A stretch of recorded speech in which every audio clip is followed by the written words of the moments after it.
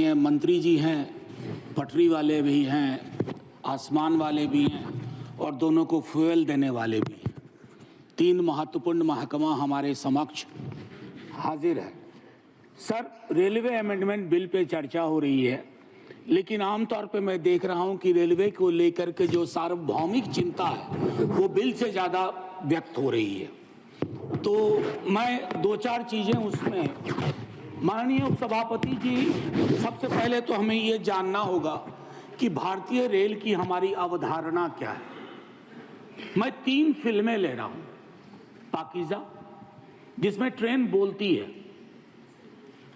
आप पाकीज़ा में बार बार ट्रेन का सीक्वेंस आना वो कई चीज़ों के प्रतीक के रूप में इस्तेमाल हुआ है। दूसरा, गमन, माइग्रेशन की पूरी पीड़ा, और मैं उस क्षेत्र से आता हूं जहां की ट्रेनों के नाम वहां के हालात बयान करते हैं। श्रम शक्ति, श्रमजीवी, जनसाधारण।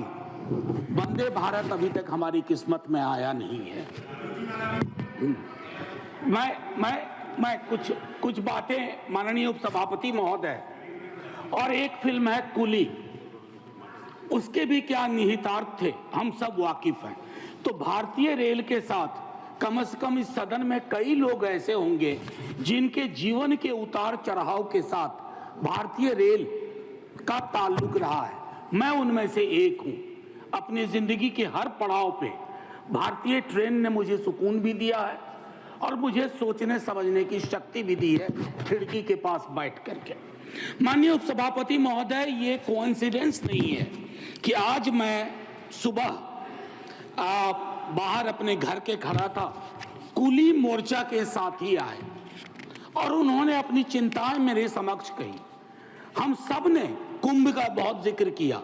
प्रयागराज स्टेशन पे जो पारंपरिक रूप से काम करने वाले कुली थे, उनको दरकिनार करके आउटसोर्सिंग की गई। पूरा दस्तावेज है सर, सौंप भी दूंगा। कुलियों को लेकर के मेरे पास इसलिए भी संभवतः आए होंगे क्योंकि लालू जी के कार्यकाल में कुली वर्ग को जो सुविधाएं दी गई वो महत्वपूर्ण है, याद करना। बाकी नव उदारवाद ने कई प्रस्थापनाएं बदल दी हैं। लोकल फॉर वोकल की हम बात करते हैं, कुल्हड़ को हमने आखिरी सलाम करके किनारे कर दिया। कुछ चीजें जो मैं कहना चाहूंगा, मैं माननीय मंत्री जी से कहूंगा, do we really require 100% electrification? क्या ये हमारे लिए सबसे बड़ी प्राथमिकता हो? उस रूट पे भी इलेक्ट्रिफिकेशन जहां दिन में सिर्फ एक गाड़ी चलती है यहां से वहां, और मढ़ौरा में जो डीजल इंजन बन रहा है जिसकी कोडल लाइफ 30 ईयर्स, उसका क्या होगा? अभी भी मढ़ौरा में निर्माण हो रहा है। माननीय मंत्री जी से ब्यूटिफिकेशन पे बहुत खर्च हुआ, अच्छा लगता है, लेकिन एंड यूजर को क्या हासिल हो रहा है खूबसूरत चमचमाती स्टेशन से? क्योंकि मैं देख रहा हूं सर, प्रीमियम ट्रेनों पे जो प्रीमियम है सरकार का वो बाकी ट्रेनों को नहीं है सर। हाल में मैं तमिलनाडु एक्सप्रेस से गया था। माननीय मंत्री जी से मैंने एक दिन लाइटर वेन में आग्रह किया था कि आप अपना प्रशासनिक अमला लेके विजिट मत करो, वेश बदल करके उन ट्रेनों में जाइए। श्रमजीवी, श्रम शक्ति, टीएन एक्सप्रेस, कोई आपको पहचाने नहीं कि आप अश्वनी वैष्णव है, तो आपको फर्क पता चलेगा। माननीय मंत्री जी, IRMS बनाया, लेकिन उसमें 8 सर्विस और जोड़ दी। क्या हासिल हुआ भाई? पुनर्विचार करिए, कुछ फैसले अगर बदलने पड़े। अब इसमें 8 नई सेवाएं हैं।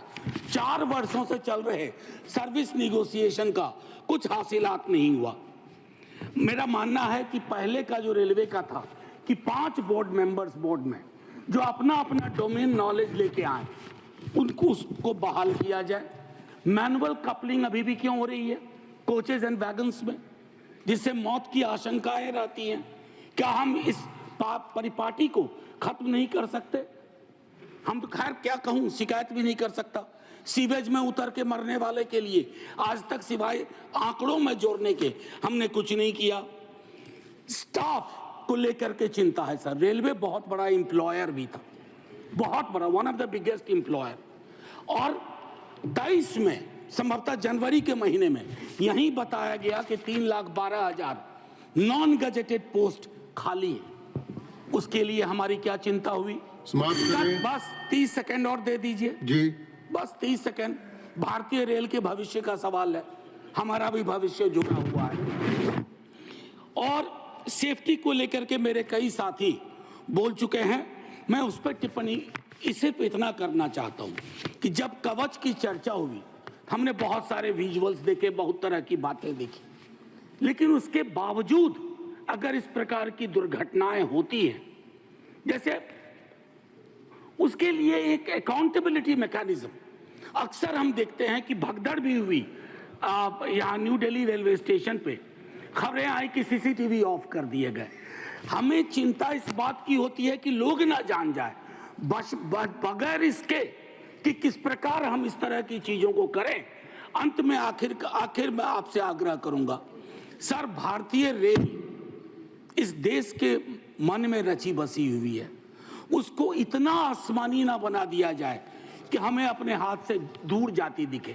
वंदे भारत से कोई विरोध नहीं सर, बहुत चलाइए वंदे भारत, लेकिन जो आपकी पुरानी ट्रेन थी जिसमें 80% आबादी आज भी सफर करती है, उन ट्रेनों की क्या हालत है उस पर भी विचार करें। शुक्रिया सर, जय हिंद।